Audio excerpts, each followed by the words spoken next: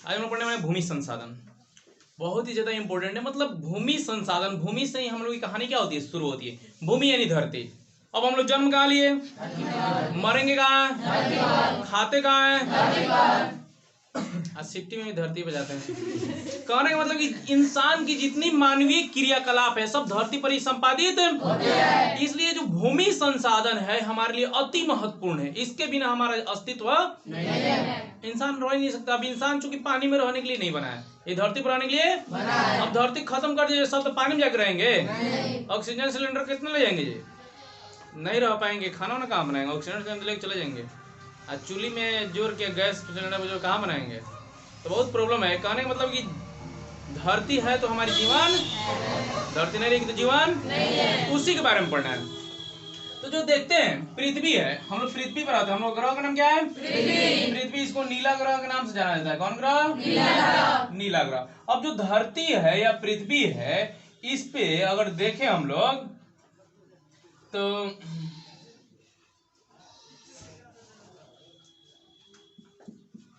ये जो shaded part है, छायांकित भाग, इस छायांकित भाग को यानी 71% पृथ्वी के पूरे क्षेत्रफल के 71% पे पानी है। 71% पानी है। और जो बचा 29% पे भूमि है। भूमि यानी धरती है, यानी पानी क्या है, बहुत ज्यादा है। 71% क्या है, पानी है। महासागर है, समुद्र है। और स्थल कितना है, स्थल यानी भूमि कितना है, 29%। स्थल कहने का मतलब भूमि कितना है, 29%। और इस भूमि में अब कह दिए भूमि, तो ये भूमि का मतलब ये नहीं समझ लेगा हमेशा सपाट समतल स्थान। हम लोग कहते हैं जैसे ही भूमि कहते हैं तो भूमि का बच्चा सब मतलब समझता है समतल जगह। कौन जगह, तो इसमें केवल समतल जगह बिल्कुल नहीं आने वाला है। इसमें देखो भूमि हम कह दिए तो उसमें मैदान आएगा, पहाड़ आएगा और पठार, तीनों आएगा। भूमि का मतलब केवल समतल नहीं है। अरे भूमि न है, भूमि पर न है। हम पानी वाला भाग को अगर छांट दिए, अब क्या कहेंगे, चलो भाई पृथ्वी है, इतना जगह पानी, चलो पानी है, खत्म हो गया। पानी कैसा हो, पानी हो, वो कर दे पानी में, मतलब वहां भूमि आपको दिखाई नहीं देगी, केवल पानी। पानी क्या दिखाई देगा, वहां कहीं समुद्र में जाएंगे भूमि दिखाई देगा, भूमि दिखाई देगा। समुद्र को 3 किलोमीटर अंदर जाना पड़ेगा, तब दिखाई देगा। तो ये हो गया पानी वाला। अब यहाँ पे जो हम लोग धरती दिखता है, अभी धरती पर खाली चारों ओर बराबर है का, नहीं। सब बराबर है, नहीं बराबर नहीं। उसमें पर्वत भी है, पहाड़ भी और पठार भी है, तीनों चीजें और मैदान है। तीनों को मिला के हम लोग भूमि कहेंगे। तीनों को मिला के कहेंगे भूमि, यानी मैदान, पर्वत और पठार। हम लोग स्थल कहने का मतलब केवल ये समझ लेते हैं समतल भूमि। समतल भूमि नहीं है, उसके साथ मैदान भी, पठार भी और पर्वत भी, तीनों आता है भूमि में। कौन आता है, अब चलो देखो संसाधन के बारे में। जैसे हम लोग बात करें भूमि, तो ये हो गया भूमि, पता चल गया क्या है। अब भूमि क्या है, एक संसाधन है। अब संसाधन का मतलब क्या होता है, संसाधन वह है जो मानवीय आवश्यकताओं को पूरा करता है। सिंपल साधन है संसाधन। क्या है, तो जो हमारी आवश्यकताओं को पूरा करे, हमारे जीवन को आसान बनाए, वो क्या है, संसाधन। अब जैसे पेन है, एक स्केच है, ये हमको लिखने का काम आसान कर देता है, ये मेरे लिए संसाधन है। ये मोबाइल है, चाहे स्टैंड है, चाहे कुर्सी है, हमारे जीवन को आसान कर रहा है, हमारे जीवन को सुविधा दे रहा है, हमारी जो आवश्यकताएं है उसको पूरा कर रहा है। तो पूरा करे तो बस संसाधन है। अब देख लो भूमि है, तो भूमि हमारी आवश्यकताओं को पूरा कर रहा है कि नहीं। हम लोग खेत में बो देते हैं, लेके 10 किलो बोते हैं, सीधे 1 कुंटल हो जाता है। तो हमारी आवश्यकता पूरा कर रहा है ना। हम लोग भूमि पर बैठे हैं। हम लोग का चीता, जो अंतिम चीता जो होती है, वो भूमि पर सजती है, यानी हमारी आवश्यकता के पूरा कर रही है। इसका मतलब क्या, संसाधन है। हम लोग घर बनाते हैं कहाँ, तो हमारी आवश्यकता है घर बनाना। क्या हो गया, संसाधन हो गया नहीं। देख लो मुंह इस तरह कर रहा, तो ये धरती पर आके कर रहा है, तो इसका आवश्यकता है मुंह बाना, इसकी जरूरत है। तो धरती पर आ गई है ना, तो मुंह बांधने का आवश्यकता कौन पूरा किया, भूमि। तो भूमि कौन संसाधन, तुम लोग का शादी ब्याह संसाधन में होता है। संसाधन अपने आप नहीं बनते, उसमें कुछ हम लोग इन्वेस्ट करते हैं। अब जैसे इसी को कहा जिम्मरमैन ने, संसाधन होते नहीं है, बनते हैं। संसाधन होते नहीं है, बनते हैं। अब जैसे स्केच की ही बात करें, तो ये स्केच बना प्लास्टिक से, प्लास्टिक बना पॉलीमर से, पॉलीमर इस तरह बहुत सारी चीजों से मिलकर बना, वो सारी चीज फेंकाया हुआ था। अब उसको लिया है कारखाना में, क्या किए, बनाए, तब नहीं यहाँ रूप हुआ। इसमें हम कुछ शिक्षा लगाएं, कुछ पैसा लगाएं, बहुत सारा इन्वेस्टमेंट किए, तब हुआ। तो संसाधन अपने आप नहीं होता, उसमें कुछ हमको इन्वेस्ट करना पड़ता है। अब जैसे मान लो कि चलो मान लो ये किताब ही है, क्या है? किताब है।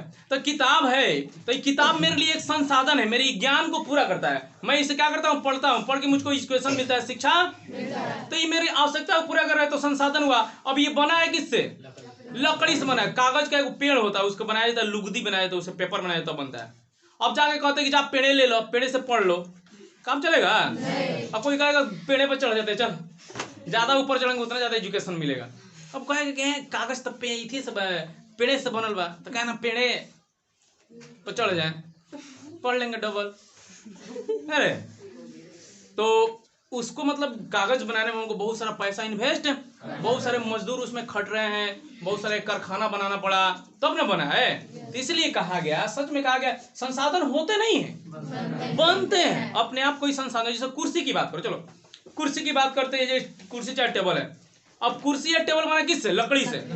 लकड़ी पेड़ हम पहले पेड़ काटे हैं, पेड़ को उसमें बढ़ाई लगा, उसको चिरवाए उरवाए, काटे उटे ठोका गया, कुछ दिमाग लगाएगा तब ना बना। अब हमको बैठना है कुर्सी पे, जाकर पेड़ बैठ जाएंगे, तुम लोग यही रहना, हम जाकर पेड़ बैठ जाएंगे, कहेंगे कुर्सी यही है मेरा, काम चलेगा? तो उसमें हम कुछ पैसा लगाएं, कुछ दिमाग लगाएं, कुछ मानव उसमें काम किए, तो अब क्या हुआ? संसाधन। इसलिए कहा था संसाधन होते नहीं है, बनते हैं। किसने कहा था? जिमरमैन ने कहा था। एक भूगोल शास्त्री, बहुत ही महान भूगोल शास्त्री हैं जिमरमैन जी, उन्होंने कहा था संसाधन होते नहीं है, बनते हैं। और जो भूमि है वो प्रकृति प्रदत्त संसाधन है, इसको इंसान ने नहीं बनाया, इसको प्रकृति ने बनाया, ऊपर वाले ने क्या किया इसको। और यह है एक नवीकरणीय संसाधन। भूमि एक नवीकरणीय संसाधन है। नवीकरणीय संसाधन का मतलब दोबारा बन सकता है, दोबारा बन सकता है। लेकिन एक बात यहाँ ध्यान देना है, हमने कह दिया भूमि एक नवीकरणीय संसाधन, ये दोबारा बन सकता है, लेकिन 1 सेंटीमीटर, सिर्फ 1 सेंटीमीटर भूमि को बनने में 1000 साल लगेगा। 1000 साल लगेगा। अब उतना दिन इंतजार कौन करेगा? हम तो कितना भूमि ऐसे ही बर्बाद कर देते हैं। अब 1000 साल बैठ के इंतजार कर, बनो पानी इंतजारे में बनत रहेगा। 1 सेंटीमीटर, सिर्फ 1 सेंटीमीटर भूमि बनने में 1000 साल लगेगा। हाँ, इसका जल्दी से एक स्क्रीनशॉट ले लीजिए, आगे बढ़ा जाए। मिटा रहे हैं, देख लिए कि जो भूमि है, भूमि को 3 भागों में क्या कर दिया हम लोग? बांट दिए। भूमि का एक भाग है मैदान, दूसरा भाग है पठार और तीसरा भाग है पर्वत। ये सब भूमि के अंतर्गत ही आते हैं, स्थल के अंतर्गत ही आते हैं। तो अगर भारत की बात करें, हम लोग को भारत भूमि संसाधन पढ़ना है भारत के रेस्पेक्ट में, हम लोग को विश्व के रेस्पेक्ट में नहीं पढ़ना है, हमको किसके रेस्पेक्ट में पढ़ना है? यानी भारत की भूमि पढ़ना है। तो हम लोग का जो भारत है ना, उसकी कुल भूमि का 43%, याद रखना है, भारत के कुल भूमि का 43% समतल मैदान है, समतल भूमि है। क्या है? समतल भूमि, एकदम बराबर भूमि, जहां हम लोग रोड बना सकते हैं, घर बना सकते हैं, कारखाना बना सकते हैं, स्कूल कॉलेज क्या कर सकते हैं? बना सकते हैं। तो याद रखना है, भारत के कुल भूमि का 43% पर क्या है? समतल मैदान है या समतल भूमि। 27% पर, कितना परसेंट पर? 27% पर पठार है। क्या है?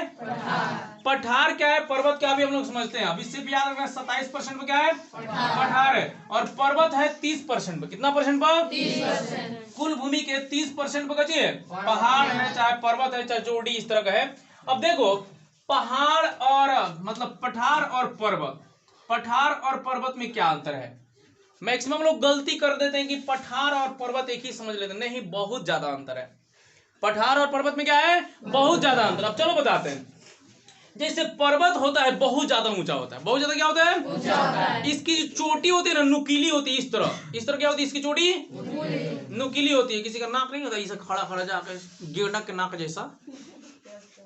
हाँ, लड़की संग नाक ज्यादा, 2-4 को इधर लटका लटका के बना लेता है लोग। तो याद रखना है कि पर्वत जो होता है, पहाड़ जो होता है, उसकी चोटी नुकीली होती है। क्या होती है? एकदम सीधा इस तरह नुकीला होता है। लेकिन जो पठार होता है उसकी चोटी नुकीली नहीं होती, उसकी चोटी समतल होती है। क्या होती है?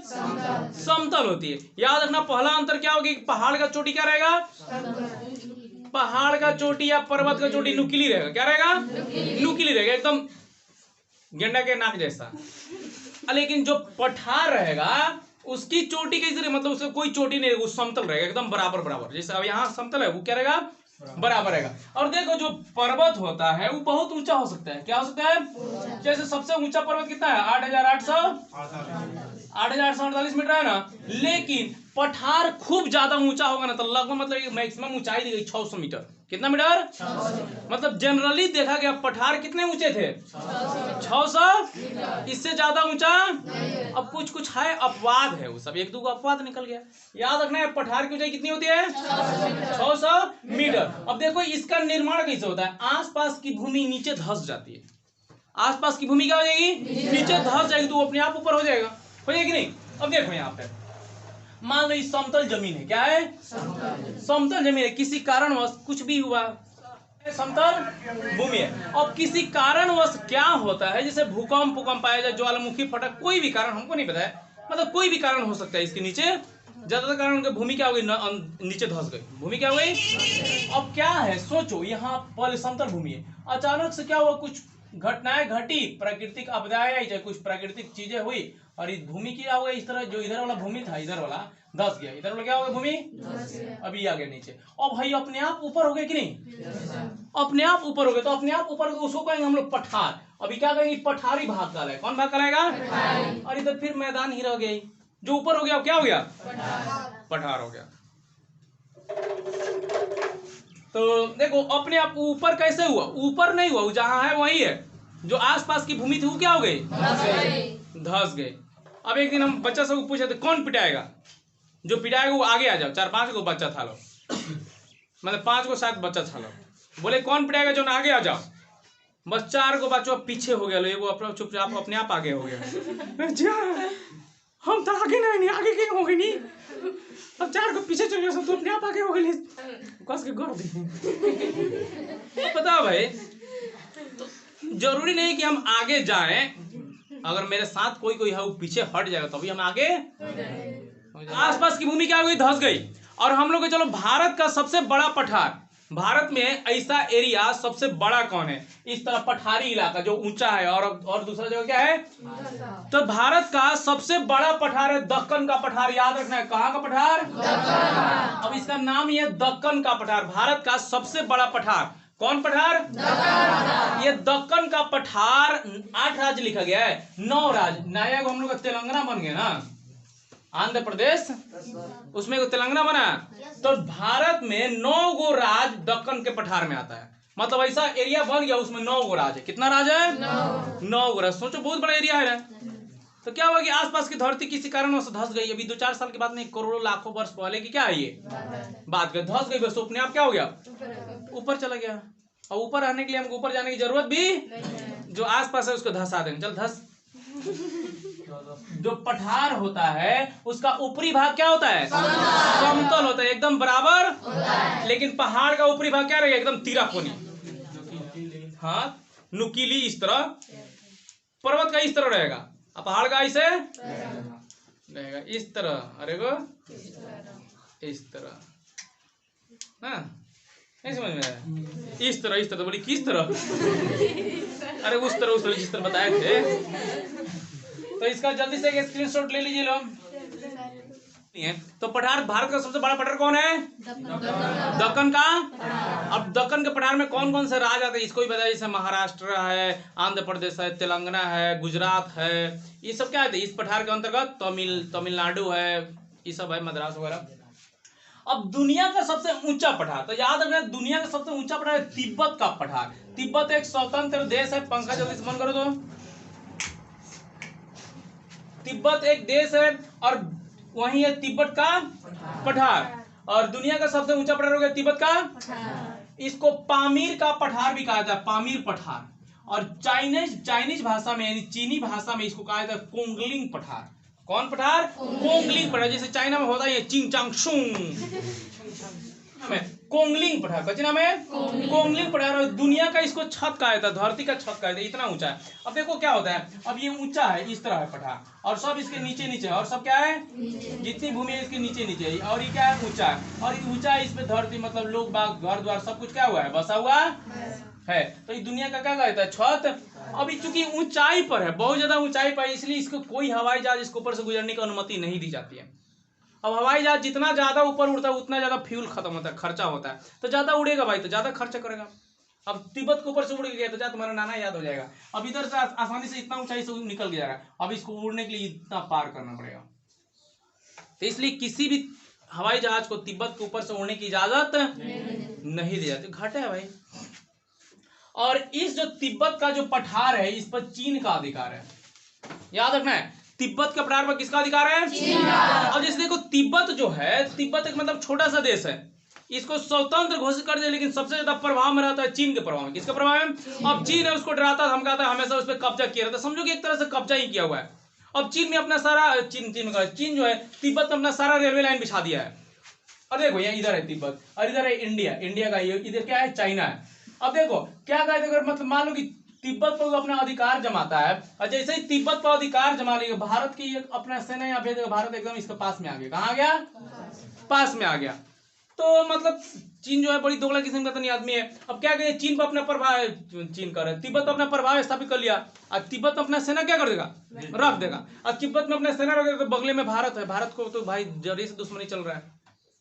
और आज भी मतलब तिब्बत में बहुत सारे चाइनीज के चीन के सेना रहते हैं जो समय समय भारत को परेशान करते रहते हैं। इधर छोटे छोटे 4 फीट का एकदम में घूमते रहते हैं। तो याद रखना है तिब्बत एक स्वतंत्र देश है, लेकिन प्रभाव सबसे ज्यादा उस पर किसका है? चीन का है। चीन उसको ठीक से रहने नहीं देता है।